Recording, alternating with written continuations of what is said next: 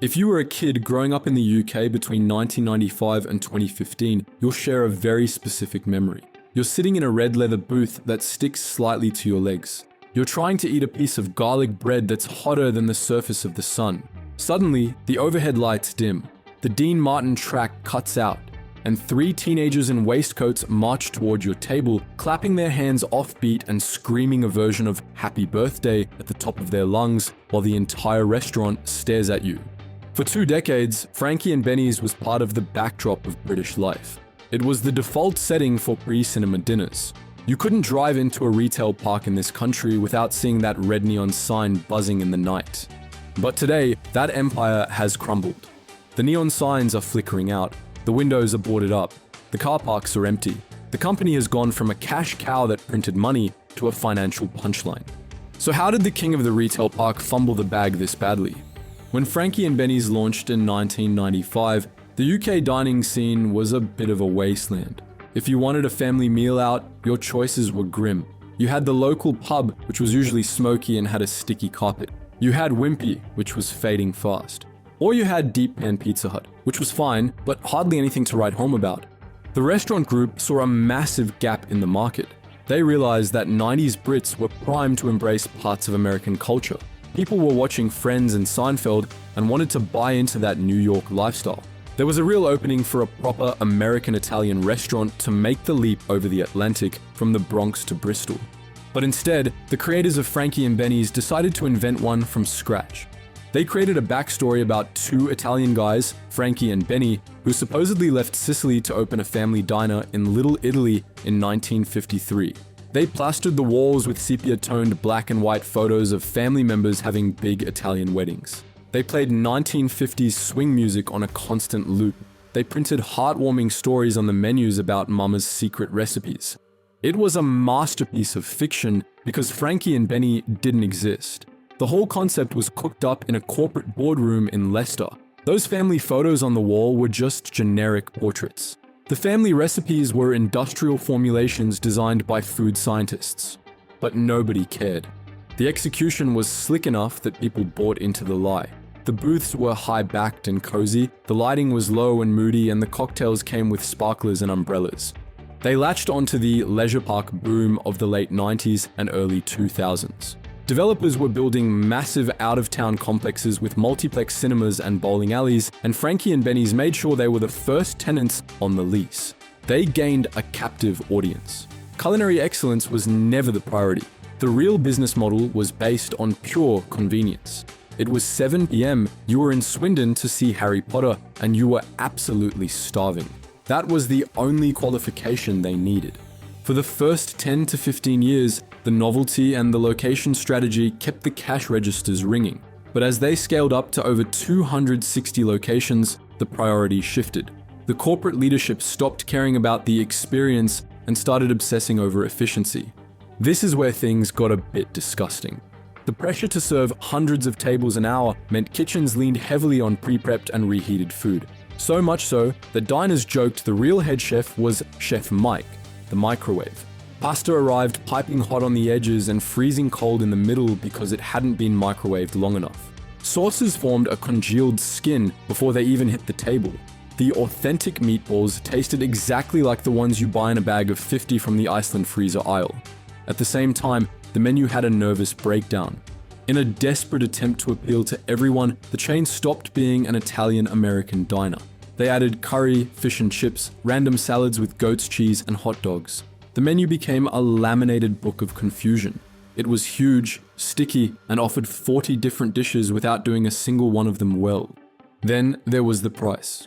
By 2018, a microwave pasta dish was costing upwards of 15 quid. A burger was pushing 16. Suddenly, Nando's was right next door, serving fresh chicken for 12 quid.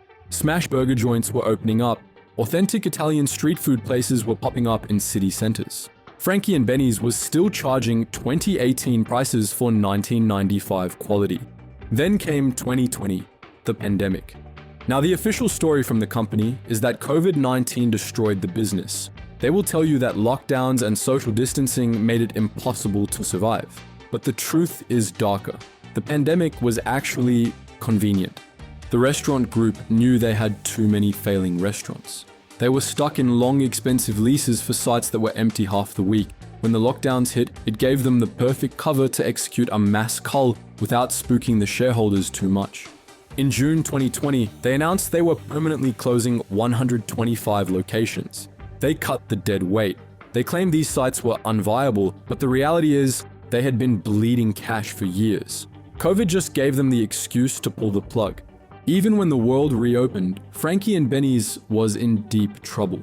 The cost of living crisis hit immediately after. People had less disposable income and they definitely weren't going to spend £80 on a family meal that tasted like a school dinner. The tolerance for mediocrity had hit zero. This brings us to the most insane part of the timeline, September 2023. The restaurant group wanted out completely. Frankie and Benny's was an anchor dragging down their share price and they needed to cut it loose. So they struck a deal to sell the chain to the Big Table Group, the company that owns Bella Italia and Las Iguanas. But usually, when you sell a business with 75 locations, you expect to get paid. In this case, the restaurant group paid the buyer £7.5 million to take it off their hands. The owners decided it was cheaper to write a multi-million-pound check to a rival just to get the keys out of their hands than it was to keep the doors open for another year. R.I.P. Frankie and Benny's, right? Well, not quite. This story has one final twist. The new owners are betting on one powerful drug to save the patient: nostalgia. Since taking over in late 2023, the Big Table Group has stopped the bleeding. They looked at the brand and realized that despite the terrible food, the microwave scandals, and the closures, the British public weirdly misses Frankie and Benny's. So, they hit the reset button, they killed the curry and confusing international dishes, and launched a massive Back to the Roots campaign. The new strategy brought back the New York bagels, the massive portions of meatballs, and leaned hard into the New York Italian theme again.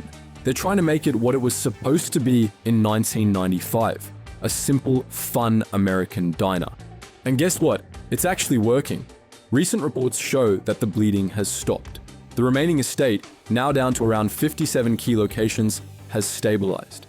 By shrinking the chain by 75%, they got rid of the quiet locations in dead towns and kept the busy ones near major cinemas and tourist traps.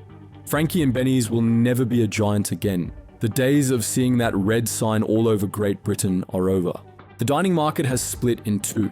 You either have to be cheap and convenient, like Greg's or McDonald's, or you have to be high quality and authentic, like an independent bistro. Straddling the line between the two, being expensive and mediocre, is a death sentence in 2025. Frankie and Benny's is smaller now. It's humbler.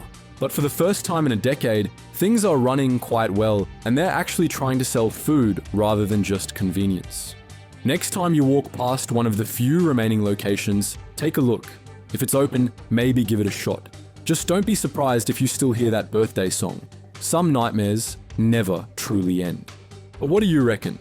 Is there still a place for these nostalgic giants in 2025? Do you actually miss the chaos of the old Frankie and Benny's? Or was the microwave era better left in the past? Drop your horror stories or your fondest memories in the comments. We'd love to read your take.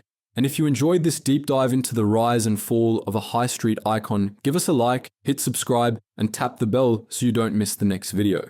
Cheers for watching, and we'll catch you on the next one.